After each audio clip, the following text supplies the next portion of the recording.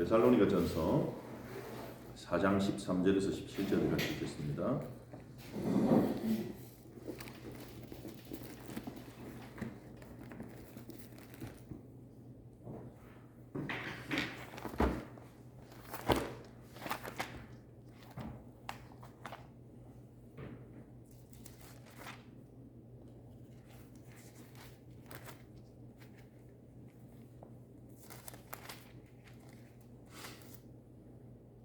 장 13절에서 17절 18절까지 같이 보겠습니다. 형제들아, 자는 자들에 관하여는 너희가 알지 못함을 우리가 원하지 아니하노니 이는 소망 없는 다른 이와 같이 슬퍼하지 않게 하려 함이라. 우리가 예수께서 죽으셨다가 다시 살아나심을 믿을진데 이와 같이 예수 안에서 자는 자들도 하나님이 그와 함께 데리고 오시리라. 우리가 주의 말씀으로 너희에게 이것을 말하노니 주께서 강림하실 때까지 우리 살아남아 있는 자도 자는 자보다 결코 앞서지 못하리라. 주께서 호령과 천사장의 소리와 하나님의 나팔 소리로 친히 하늘로부터 강림하시리니 그리스도 안에서 죽은 자들이 먼저 일어나고 그 후에 우리 살아남은 자들도 그들과 함께 구름 속으로 끌어올려 공중에서 주를 영접하게 하시리니 그리하여 우리가 항상 주와 함께 있으리라. 그러므로 이러한 말로 서로 위로하라. 아멘. 우리에게는 부활의 소망이 있죠. 근데 이 중요한 메시지를 보통은 장례식 때만 주로 읽고 듣습니다. 방금 읽은 본문을요. 바울은 데살로니가 교회에 하나님의 자녀인 우리에게 이렇게 놀라운 소망이 있다. 이것으로 서로 위로해라. 그렇게 메시지를 주고 있는 것입니다. 데살로니가 전서는 데살로니가 지역에 세워진 교회에다가 보낸 편지죠. 전서라는 말은 후서가 있다는 말이죠. 편지가 두 번이 간 거예요. 그러니까 첫 번째 보낸 편지는 전서, 두 번째 보낸 편지는 후서 이렇게 기록한 것입니다. 하나님이 바울을 통해서 데살로니가 지역에 교회를 세우셨죠. 사도행전 17장입니다. 2차 선교여행 당시죠. 때는 바울과 실라가 팀이 돼서 마게도냐 지방으로 인도받아서 빌립보 지역에서 교회를 세웠어요. 그 후에 데살로니가 지역으로 갔습니다. 다 마게도냐 지방이죠. 데살로니가 지역도. 데살로니가도. 여기서 바울은 새 안식일 동안 매일 말씀을 회당에 갔는지 아니면 일주일에 3번 갔는지 모르겠습니다만은 안식일에만 갔을 가능성이 높습니다. 그러면 이제 3번 들어간 거죠. 회당에. 이 데살로니가에 있는 유대인의 회당에다가 바울이 3번 들어간 거예요. 회당이라면 렘넌트들이 이해하기 좀 어려울 수 있으니까 회당은 우리가 있는 예배당처럼 유대인들이 율법을 배우는 학교이자 또 모임 장소야. 거기서 안식일에 모여서 같이 성경도 읽고 예배도 드리고 또 교육도 하고 여러 가지 행사도 하고 그랬던 장소 회당이라고 설명해 주시면 되겠습니다. 이 회당에 들어가서 성경을 가지고 유대인들은 회당에서 늘 성경을 읽으니까요. 그래서 모여서 구약 성경을 서로 읽고 거기에 대해서 좀 해석할 사람이 있으면 앞으로 나와서 이렇게 순서를 정해서 자기가 원하는 본문을 읽고 거기에 대해서 설명해주고 회당에서 늘 이렇게 해오는 전통이 있는 것입니다. 그러니까 복음 전하기 얼마나 좋습니까? 바울도 유대인이니까요. 이방인이면 아예 들어가지도 못하는데 가가지고 성경을 읽고 거기다가 이제 복음을 전하는 거예요. 성경을 가지고 구약 성경을 가지고 뜻을 풀어 예수님이 십자가에서 죽으시고 부활하셔야만 되는 이유를 전했죠. 왜 예수님이 십자가에 죽으셔야만 되는가? 구약에 수없이 예언되어 있지 않습니까? 여자의 손에 온다, 창세기에. 그리고 이사야 선지자 예언이 있죠. 53장에 그가 찔림은 우리의 허물을 인하며. 그러니까 이런 본문들을 가지고 읽으면서 예수님이 고난받고 죽으셔야 되는 이유를 설명했겠죠. 그리고 예수님이 부활하셔야 되는 이유, 구약 성경 보면 다니엘서에 의인들이 부활한다 이런 본문이라든지 시편 22편에 보면 시편 16편입니까 22편입니까 거기 보면 하나님의 거룩한 자는 썩음을 당하지 않을 것이다 이런 본문들을 가지고 부활하셔야 되는 이유를 이제 증거한 거죠. 이 바울이 전하는 복음을 듣고 많은 헬라인과 기부인들이 예수님의 제자가 됐어요. 경건한 헬라인 그렇게 돼 있거든요. 경건한 헬라인이란 말은 무슨 말이냐? 이 유대인의 회당에 마게도냐 지역이다 보니까 유대교로 입교한 헬라인들을 말하는 겁니다. 나는 헬라인이지만 유대교를 믿고 싶습니다. 이 사람도 이제 회당에 받아줬어요. 원래 그 이스라엘 지역 같은 경우는 좀 더 엄격하고 외국에 있는 이 회당들은 좀 더 이제 열려 있었을 그런 부분들이 있죠.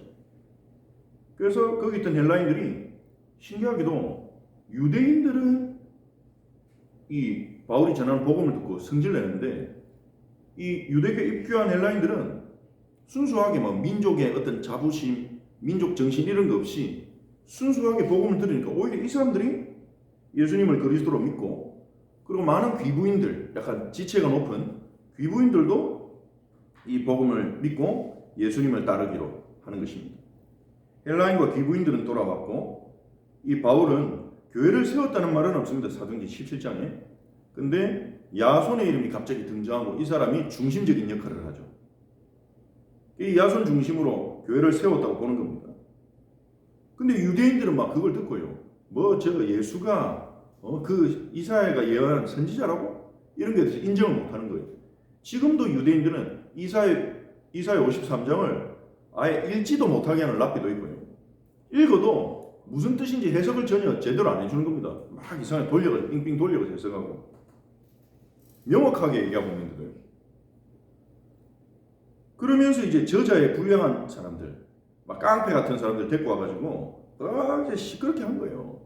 저 바울이라는 놈이 와가지고 듣도 보도 못한 진리를 가지고 이야기를 가지고 이 성을 소동하게 한다 이러면서 자기들이 소동을 일으키면서 바울 때문이야 이러면서 시끄럽게 한 겁니다. 그러니까 관리들은 긴장하죠. 갑자기 시끄러지니까 문제 생기면 안 되잖아요.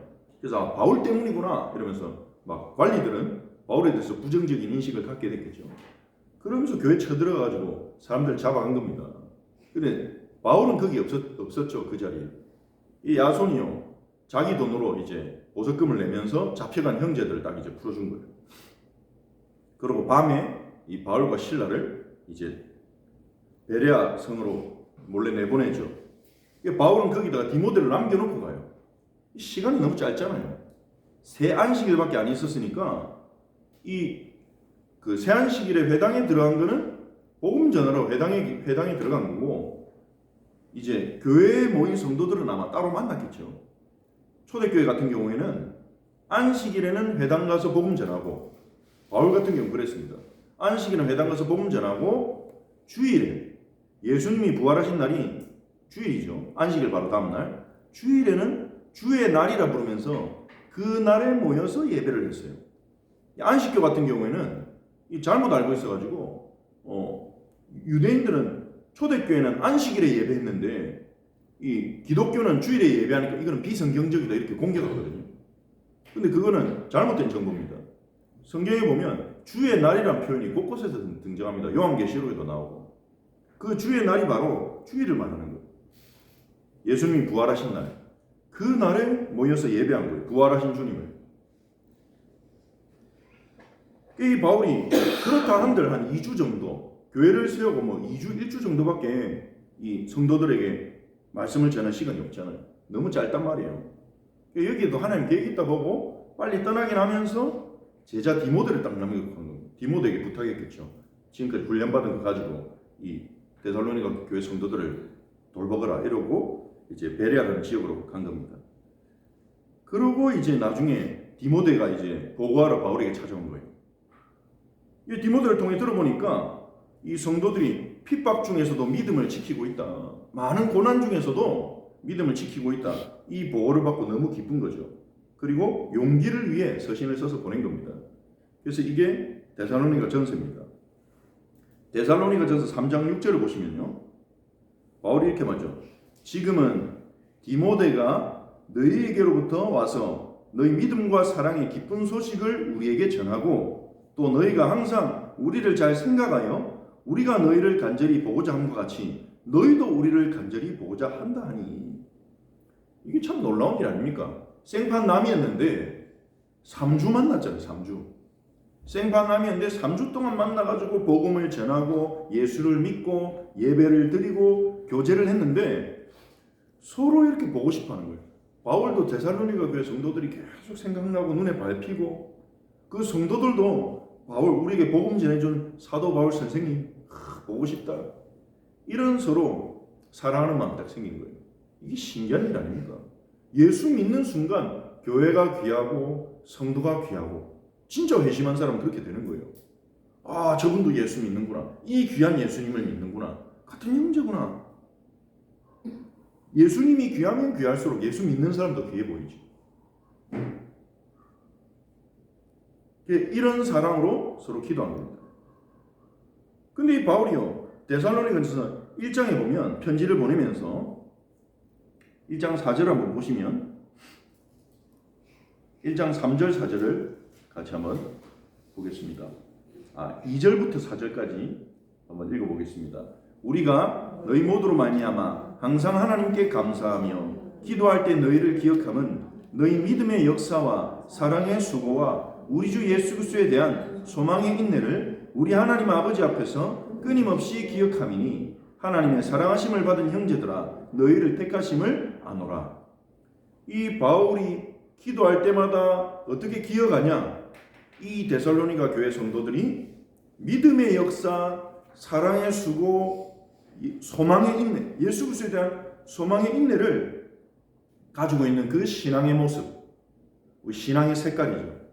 어제도 예비 캠프 끝나면서 전도 캠프 이후 색깔 그 메시지를 받았는데 그때 이 본문이 아닙니까? 그러니까 우리가 정말 현장 살리는 하나님께 쓰임받는 교회는요, 하나님께 사랑받는 교회는요, 이 세 가지 색깔이 나오는 것입니다. 믿음의 역사, 무슨 말입니까? 실제 믿으니까 하나님이 역사하시는 거예요. 순수하게 믿으니까. 사랑의 수고 무슨 말입니까? 하나님을 사랑하고 성도 사랑하니까 헌신하는 거예요. 말로만 사랑합니다 이게 아니라 헌신하는 거예요. 예수 그리스도에 대한 소망의 인내가 무엇입니까? 그리스도가 이 땅에 다시 오시고 나를 부활하게 하신다는 그 소망이 있으니까 고난 속에서도 기다릴 수 있는 거예요. 견딜 수 있는 거예요. 참을 수 있는 거예요. 하나님이 주실 은혜가 있다. 하나님은 반드시 역사하실 것이다. 이걸 믿고 기다릴 수 있는 거예요. 이게 사실은요, 믿음입니다. 한마디로 말하면요. 우리의 믿음이 이래야 돼요. 이게 성경적인 믿음이고 하나님의 성령이 역사하실 때 우리가 가지게 되는 믿음인 거예요. 정말 믿는다면 응답 오게 되어 있습니다. 그 응답이 막 큰 역사 일어난다 이런 건 아니더라도 그건 뭐 시간표 따라 하나님 주신 거예요. 홍해 갈라지는 응답은 아무 때나 받을 수 있는 게 아니잖아요. 홍해가 앞에 가로막고 있을 때 하나님 백성이 언약의 여정을 가는데 홍해가 가로막고 있을 때 갈라지는 거지. 맨날 기도할 때마다 홍해 갈라지는 역사 일어나면 어떻게 삽니까? 응답은 하나님 정확하게 시간표 따라 주시는데 우리가 하나님을 믿는다면 반드시 하나님 살아계심을 확인하는 역사가 일어나는 겁니다. 그리고 정말 우리가 하나님 믿는다면 우리는 하나님을 사랑하고 성도를 사랑하게 되어 있습니다. 그리고 소망을 가지고 문제나 어려움 속에서도 견딜 수 있는 것입니다. 이게 올바른 믿음의 색깔이죠. 그래서 4절에 그 부분을 보면서 바울은요, 하나님의 사랑하심을 받은 형제들아 너희를 택하셨다는 걸 내가 아노라. 너희가 진짜 구원받았다는 것을 너희 믿음의 색깔을 보면서 내가 확신한다. 이렇게 바울이 말하는 것입니다. 그러니까 이게 건강한 교회가 세워지고 꼭 오랜 시간이 걸린다 이것도 아닌 거예요. 하나님이 역사하시는 게 키포인트인 것입니다. 오히려 고린도 교회는요, 바울이 1년 넘게 사역을 했어요. 근데 그 교회는 문제가 굉장히 많았어요. 분파도 갈라지고 막 거기에 음란 문제도 터지고 막 불륜도 일어나고 막 그 하나님의 백성들이 성전 창기들을 찾아가고 그것 때문에 서로 비판하고 욕하고 성참 문제. 근데 데살로니가 교회는요, 바울이 3주 동안 딱 사역했는데 물론 그 후에 디모데가 사역자로 계속 사역했지만 너무 건강한 교회로 딱 이렇게 세워진 거예요. 그래서 우리가 정말 건강한 하나님의 성도가 되고 우리 교회가 건강하게 세워지는 것은 어떤 꼭 기간이나 시간이 중요한 게 아닙니다. 하나님이 역사하시냐 안 하시냐 그런 거죠. 6절 7절을 보겠습니다. 또 너희는 많은 환난 가운데서 성령의 기쁨으로 말씀을 받아 우리와 주를 본받은 자가 되었으니 그러므로 너희가 마게도냐와 아가에 있는 모든 믿는 자의 본이 되었느니라. 이 데살로니가 교회 성도들은 많은 환난 가운데서도 성령의 기쁨으로 말씀을 받아 성령님이 주시는 기쁨으로 말씀을 너무 기뻐하면서 받는 거예요. 사모하면서 하나님의 말씀을 너무 기뻐하면서 받으면서 온 지역에 흩어진 성도들에게 믿음의 본이 되었다. 키는 말씀입니다. 하나님이 내 삶에 역사하시고 하나님이 내 삶을 변화시키는 그 키는 말씀입니다. 근데 말씀을 많이 듣는데 변화가 안 되는 이유는 무엇입니까? 말씀을 들음으로 끝나면 안 돼요. 말씀을 실천해야 됩니다. 그걸 순종이라고 그러죠. 말씀을 실천하려면 내 것이 없어져야 돼요. 내 것이 있기 때문에 말씀에 불순종하는 겁니다. 내 것을 버리지 않으면 내 자아죠. 내 자아. 내 안에 내 자아. 내 자아가 죽지 않으면 이를 악물고 순종하는 척 할 수는 있습니다. 아니면 말씀을 왜곡시켜서 자기가 순종하고 있다고 착각할 수 있습니다. 바리새인들처럼. 말씀을 자기가 지킬 수 있는 형태로 이해하고 자기가 지킬 수 있는 형태로 왜곡시켜서 난 잘 지키고 있어. 그래 하나님이 상 주시겠지. 이렇게 착각할 수 있습니다. 근데 내 자아가 죽지 않으면 온전한 순종이 안 되죠. 그래서 바울은요. 내가 그리스도와 함께 십자가에 못 박혀 죽었나니 그랬습니다. 내가 그리스도와 함께 십자가에서 내 옛자아는 못 박혀 죽었다. 이 사실을 끊임없이 고백하고 인식한 거예요. 나는 새로운 피조물이다. 고린도서 5장 17절에 이전 것은 지나갔다. 자꾸 스스로 고백하고 성도들에게 선포하는 거예요. 이전 것은 지나갔습니다.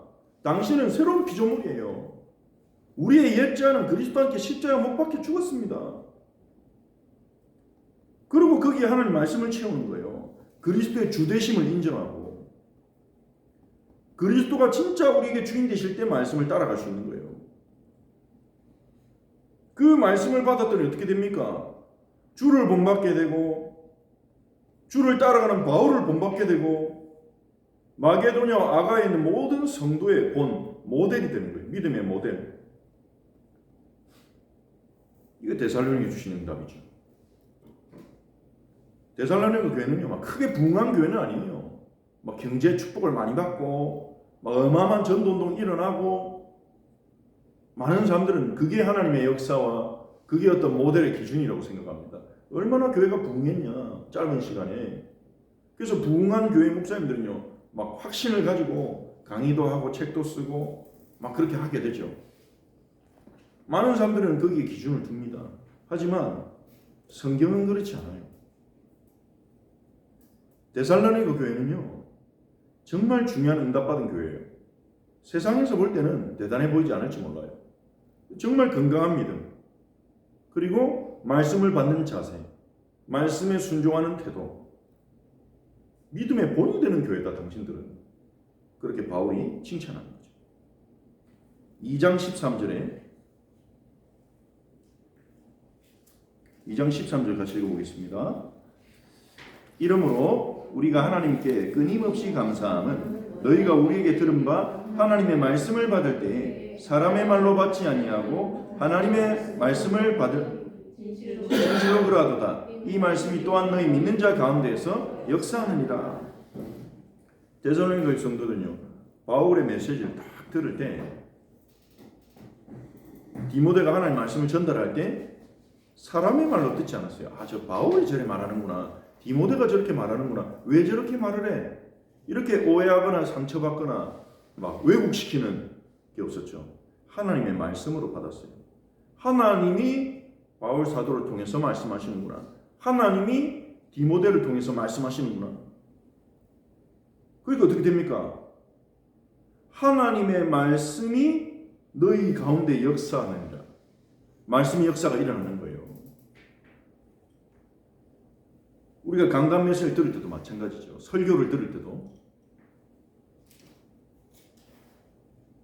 설교를 들을 때 하나님의 말씀을 딱 받을 때, 야, 이게 목사님이 얘기하는구나 이러면 왠지 자기와 관련된 얘기가 나오면 자기를 공격한다는 이런 느낌과 상처를 받을 수 있죠. 근데 전혀 그런 의도가 아닌데도 하나님이 나에게 말씀하신다 이렇게 들으면 다른 거예요. 그건 하나님이 저 설교를 통해 나에게 말씀하시는 걸 우리가 들으면 그거는 듣고 감동받고 끝나면 안 되는 거예요. 그대로 우리가 실천하고 현장에 전달해야 되는 메시지가 되는 거죠. 그래서 사모들이요, 사실은요, 역사 일어나는 게 다른 이유가 아닙니다. 사모들은요, 강단을 하나님 말씀으로 받으면 나타나는 결과예요. 그 속에서 내게 주신 말씀을 가지고 사는 겁니다. 은혜 받고, 은혜 또 은혜 받고 확인하고, 그리고 그 속에서 현장에 전달해야 될 메시지를 찾아서 전달하는 거예요.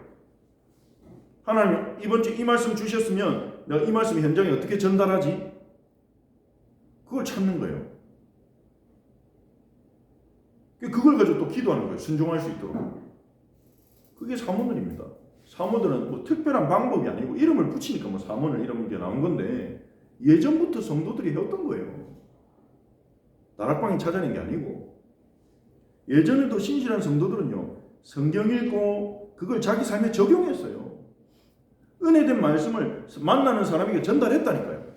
그러면서 복음 전하고 그걸 붙잡고 기도했어요.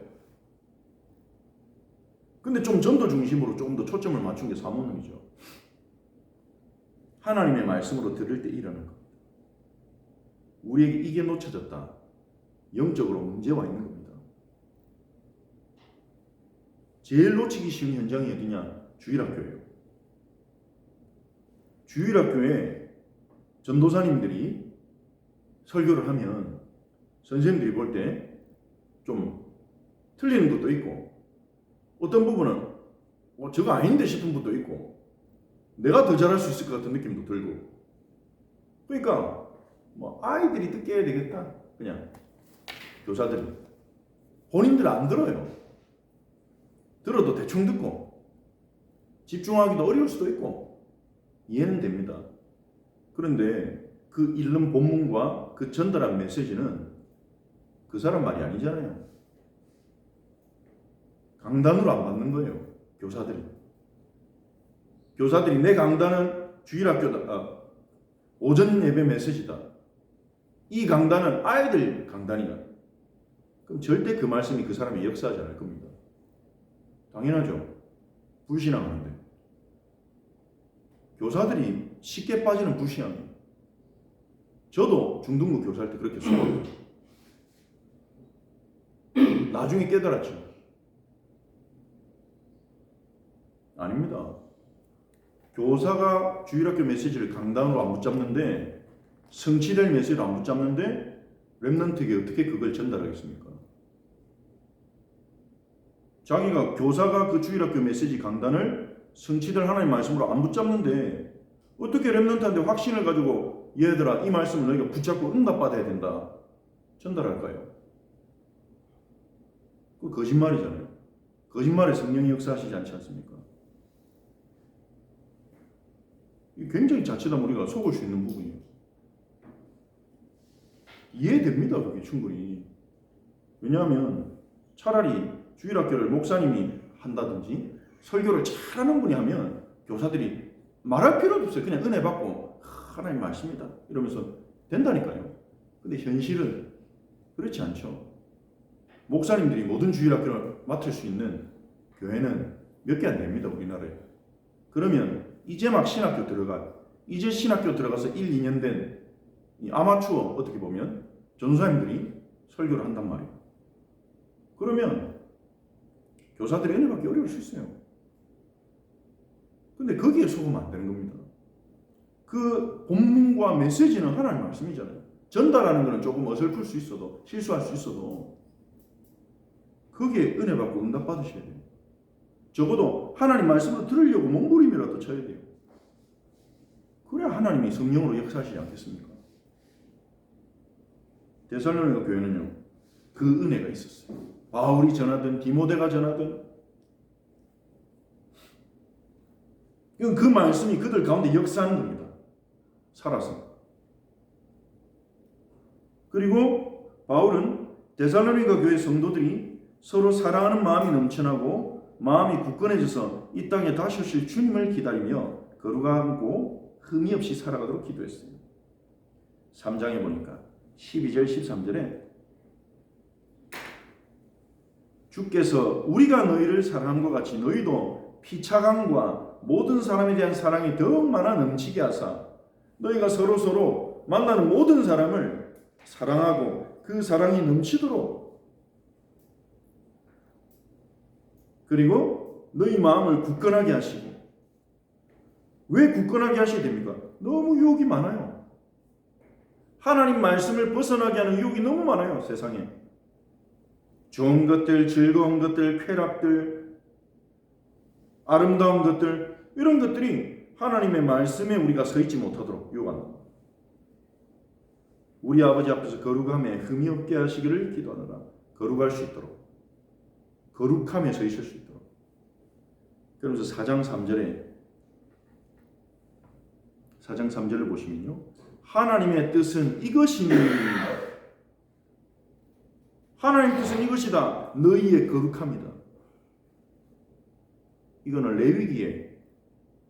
레위기에서 하나님 말씀하신 것을 그대로 가져온 것입니다. 레위기에서요. 하나님이 이스라엘에 이렇게 말씀하십니다. 너희는 거룩하라. 이는 나 여호와가 거룩함이니라. 거룩하라는 말은 무슨 말일까요? 거룩하다는 말은 구별되었단 말이에요. 어떻게 구별되었다? 도덕적으로 선하게 구별되었다는 거예요. 별나다는 말이 아닙니다. 구별됐다 이 말은 별나다. 아, 저 사람 좀 다르다. 4차원이다. 이거는 거룩한 게 아니에요. 아, 저 사람은 정말로 성실하네. 와, 좀 다른 것 같아 우리랑. 저 사람 정말 선하네.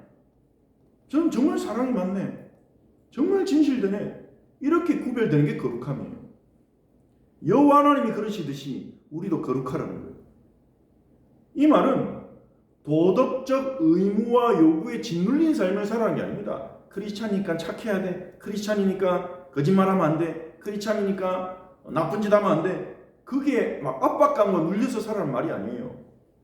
하나님을 바라보면서 그 말씀을 진짜 붙잡으면 거룩할 수밖에 없어요.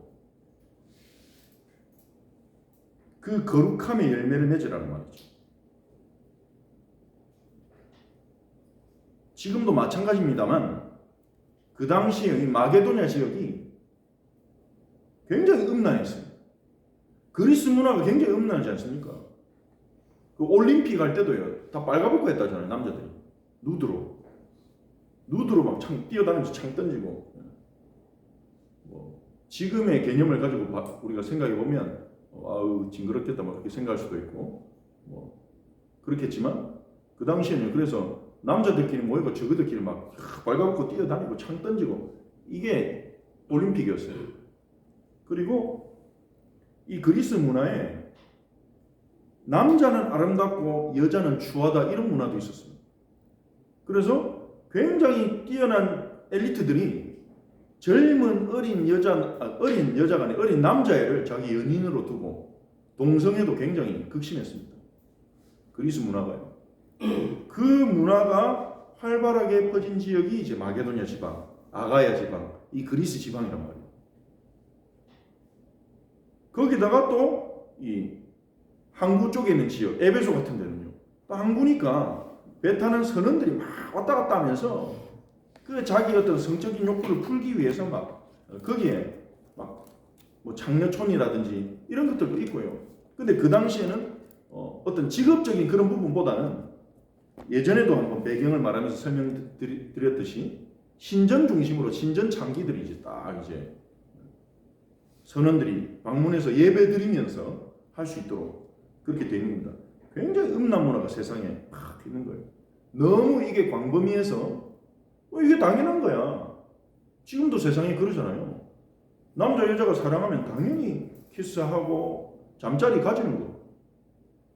요즘에 나오는 뭐 드라마나 영화를 보면요, 그게 웹툰이든 드라마든 그냥 청소년들인데 막 서로 사랑한다 이러면서 같이 잠자리 가지고, 그러다가 실제 현실에서도 고등학생 청소년들이 애가 생기고, 그걸 가지고 TV 프로그램도 만들어지고 10대 엄마 막 보여주면서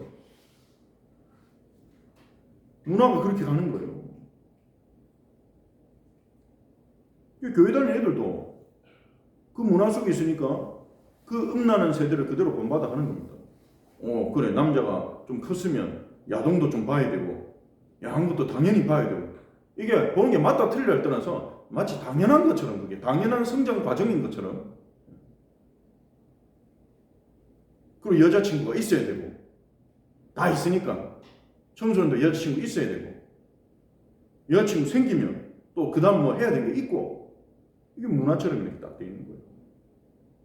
교회 다니는 친구들도 어찌나 영향을 많이 받는지, 뭐 몰라서 그런 것도 있고, 그런 부분까지 메시지를 안 주니까. 하나님의 뜻은 너희의 거룩함이다. 음란을 버리고. 거룩함을 얘기하면서 왜 음란이 나옵니까?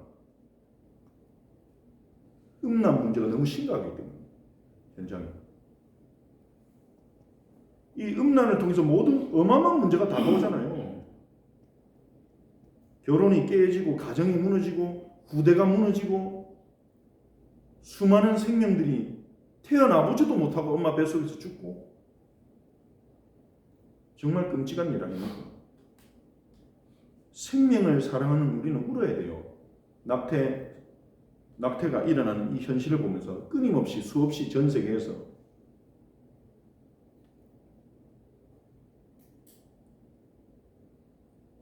각각 거룩함과 존귀함으로 자기 안에 대할 줄 알고, 세상 문화처럼 불신자들처럼 아내를 함부로 대하지 말고 여자를 낮게 여기지 말고 거룩하고 존귀하게 대해라.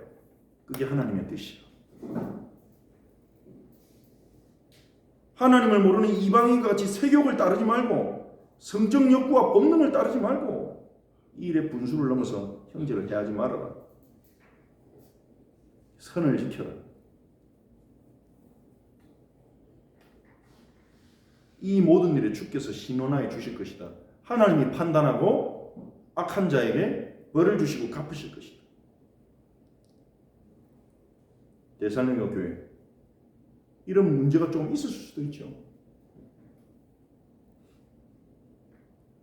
바울이 이 음란한 세대 속에서 하나님의 말씀에 따르는 거룩한 삶을 사는 것이 하나님이 원하시는 것이다. 그래서 너희 마음을 굳건하게 하사, 그렇게 기도한 거예요. 그리고 오늘 읽은 우리가 4장 13절 17절이죠. 바울은 데살로니가 성도들이 부활의 소망을 가지기를 바랐습니다. 13절에 보시면 자는 자들에 관하여는, 이 자는 자들에 관하여는 무슨 말입니까? 이 바울이 전하는 복음을 듣고, 야 그래, 우리가 예수가 그리스도심을 우리가 믿으니 우리는 하나님 자녀가 됐구나. 예수님이 부활한 것처럼 우리도 부활한데, 이 언약을 딱 붙잡고 소망을 가지고 박해를 받아도 버티고 있는데 한 명씩 죽어요. 이제 데살로니가 교회 성도들이 한 명씩 뭐 병으로도 죽을 수 있고 순교할 수도 있고 죽잖아요. 근데 부활 안 하거든요. 그러니까 물론 즉시 부활할 걸 믿진 않았겠지만 회의를 가진 사람이 나오는 거예요. 진짜 부활하겠어?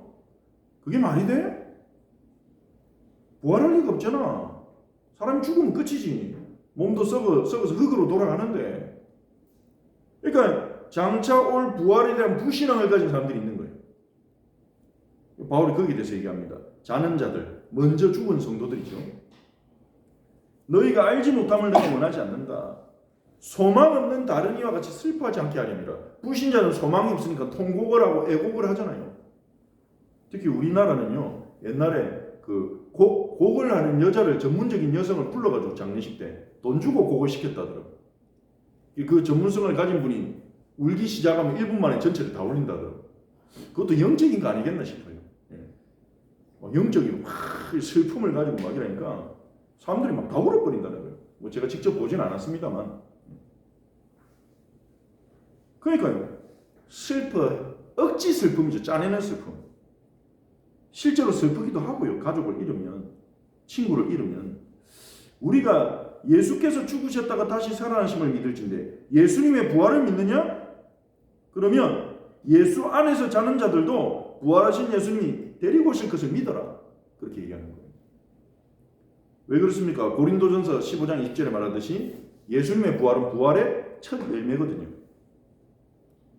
15절에 우리가 주의 말씀으로 너에게 이것을 말하노니 주께서 강림하실 때까지 우리 살아남아 있는 자도 자는 자보다 결코 앞서지 못하리라.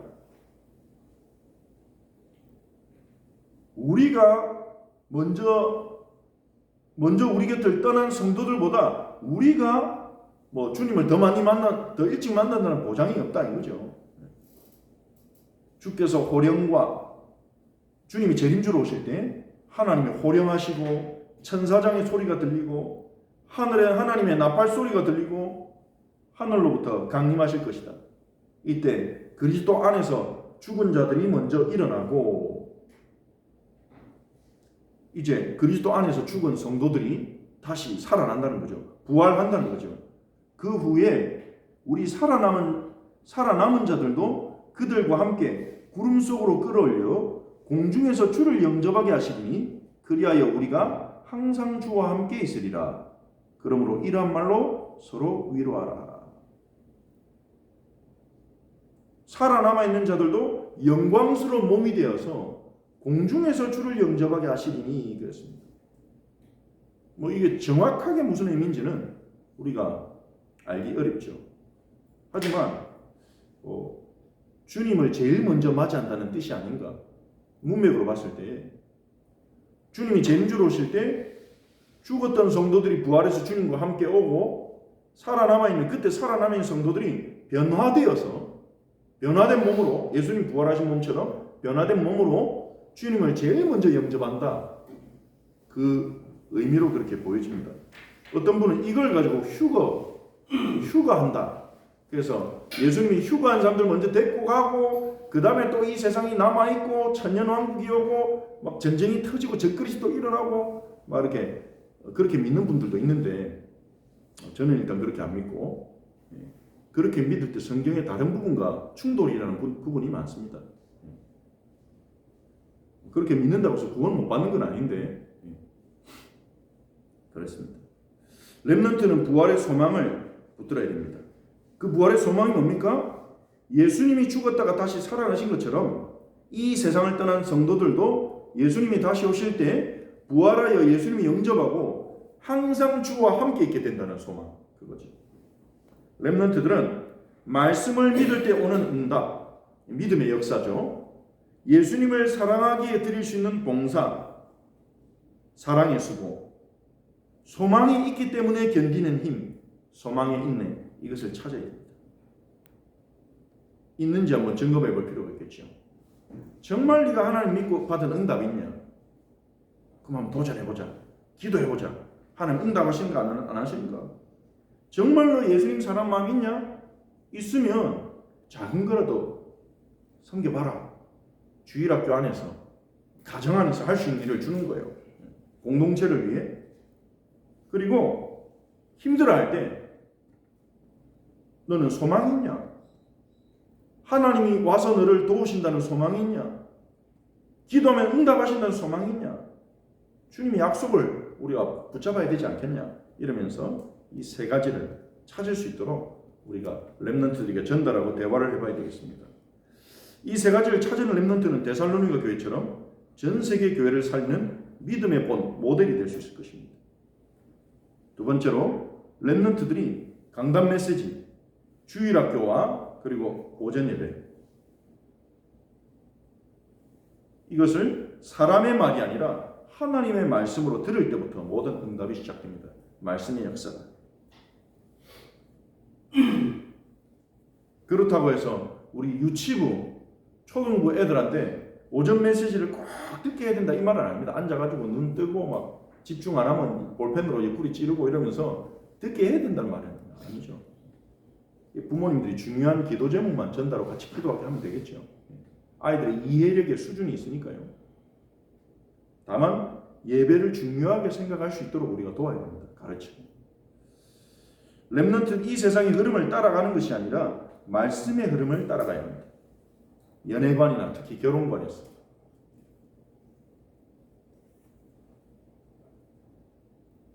그래서 이 부분을 가지고 좀 렘넌트들하고 특히 청소년 같은 경우에는 좀 시급하죠. 대학은 이미 늦었고, 대학은 이미 거의 늦었다고 봐야 돼요. 그래서 마음의 문을 활짝 열지 않는 이상 대학 안 돼요. 저도 이제 대학 해보려고 했는데 안 듣더라고. 듣기 싫은 얘기하니까 다 이래. 귀를 막더라고. 청소년 시급하고 초등도 어떻게 보면 좀 늦었어요. 워낙 빠르니까 이게 도는 게 스마트폰을 통해서. 그래서 참고로 이번에 서밋 컨텐츠 팀 예산을 보니까 올해 하나도 안 썼더라고. 그래서 책을 좀 주문했는데 미국에 있는 그 보수 교단에서 만든 그 성교육 책을 그 유치 연령인가? 유치 연령부터 청소년까지 단계별로 돼 있는 성교육 책을 주문을 했거든요. 이번 주 중으로 아마 오지 싶습니다. 그래서 그거를 부서별로 가져가셔서 그 부서에서 가지시지는 말고 서밋 컨텐츠 그 팀의 어떤 소유지만 여러분이 충분히 활용하시고 가져가셔서 연구되고 이걸 어떻게 전달할까 좀 생각도 해보시고 활용하시면 되겠습니다. 그리고 렘넌트는 끝을 알고 있기에 어떤 어려움이 와도 부활의 소망을 붙잡고 이겨낼 수 있습니다. 우리는 끝을 알고 있죠. 그 끝은 뭡니까? 16절 17절에 주님이 재림주로 오실 것입니다. 세상을 심판하고 바로 잡으실 것입니다. 그때 우리는 영광스러운 몸으로 부활해서 이제 주님과 영원히 함께 있게 될 것입니다. 요한계시록 21장 3절에서 5절 우리 마지막으로 함께 읽읍시다.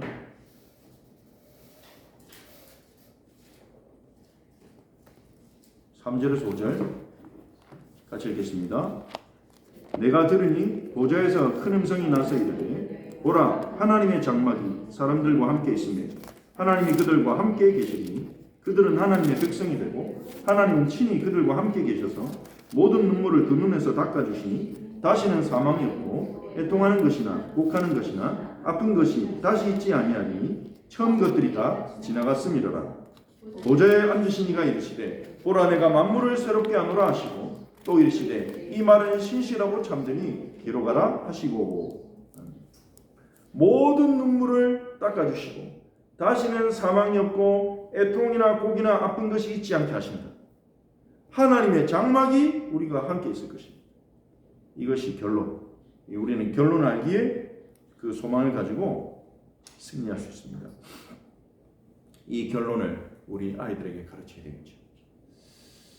우리 함께 합심으로 우리 함께 기도하겠습니다. 우리 렘넌트들을 위해 기도합시다. 우리 교사들을 위해 기도합시다. 우리 주일학교 교사들이 주일학교 말씀을 그리고 메신저도 자칫하면 놓칠 수 있습니다. 내가 이 말씀 전달해야지 이러면서 내가 이 말씀을 하나님 말씀으로 붙잡는 것은 놓칠 수 있습니다. 그래서 메신저와 교사들을 위해 렘넌트를 위해 기도합시다. 주일학교 말씀을 본문을 읽고 말씀을 받을 때 사람의 말이 아니라 하나님의 말씀으로 들을 수 있도록 그래서 우리 렘넌트들이 말씀의 역사를 체험하고 말씀의 성취를 체험하고 예수님을 사랑하기에 헌신하고 그것을 배우고 소망으로 견디는 이 믿음을 갖출 수 있도록 우리 렘넌트를 위해 기도하고 그리고 우리 렘넌트들이 이 음란한 세대를 본받는 것이 아니라 하나님 성경적 기준 하나님의 말씀의 기준으로 어떤 성에 대한 가치관이 확립되어서 이 세대에 휩쓸리지 않고 거룩함에 설 수 있도록 우리가 후대를 놓고 기도해야 되겠고 그리고 우리 모든 렘넌트들이 부활의 소망을 가지고 고난을 이길 수 있는 힘을 가지게 해달라고 우리 같이 기도하겠습니다. 살아계신 하나님 주님의 감사드립니다.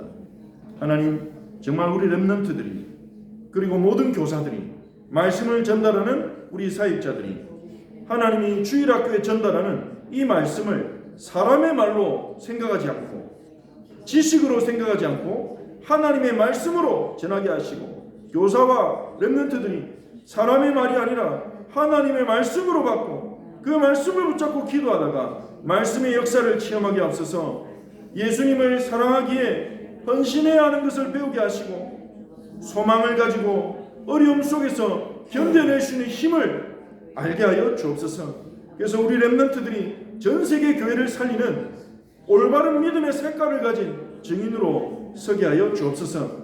우리 렘넌트들이 이 음란한 세대를 쫓아가지 아니하고 따라가지 아니하고 말씀의 흐름을 따라가게 하시되 성경이 가르치는 대로 하나님 성에 대해서 결혼에 대해서 하나님 성경적 가치관을 가지고 정립할 수 있도록 우리 렘넌트들을 이끌어 주시옵소서.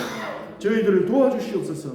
우리 렘넌트들이 하나님 이 부활의 소망 결론을 붙잡고 하나님 어려움을 이겨낼 수 있도록 어려움 속에서 인내할 수 있도록 기쁨으로 견뎌낼 수 있도록 복음의 기쁨과 힘을 가지고 견뎌낼 수 있도록 하나님 도와주시고 인도하여 주옵소서. 주님, 이 말씀으로 우리를 위로하시고 세우시고 견고하게 하시고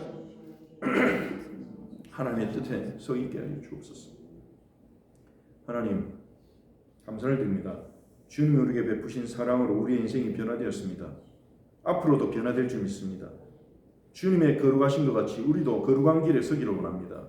세상과 다른 길에 서기를 원합니다. 말씀으로 가르치시고 저희의 마음이 복종하게 하시고 우리 안에 옛자는 죽고 예수님을 주인으로 모시는 새로운 생명으로 주님의 말씀에 순복하며 따라가게 하옵소서. 우리 안에 남아있는 불신앙과 우리 안에 있는 모든 불의함들을 주의 성령의 불로 태워주시고 성령으로 충만케 하사 새 힘을 주시옵소서. 후대 앞에 모델이 되게 하여 주옵소서. 데살로니가 교회처럼 우리 사역자들이 먼저 믿음의 역사, 사랑의 수고, 소망의 인내를 가진 믿음의 본으로 서기를 원합니다. 우리는 본이 될 능력이 없지만 우리 안에 계신 성령께서 우리를 세우실 줄 믿습니다. 후대 앞에 본이 되게 하옵소서. 이 세대를 따르지 않고 말씀의 흐름을 따라가는 이 세상에 저항하며 영적 싸움을 싸우는 하나님 증인이요 믿음의 선배가 되게 하옵소서. 부활의 소망을 가지고 하나님 승리하는 증인이 되게 하옵소서. 살아계신 주 예수 그리스도의 이름으로 기도합니다. 아멘.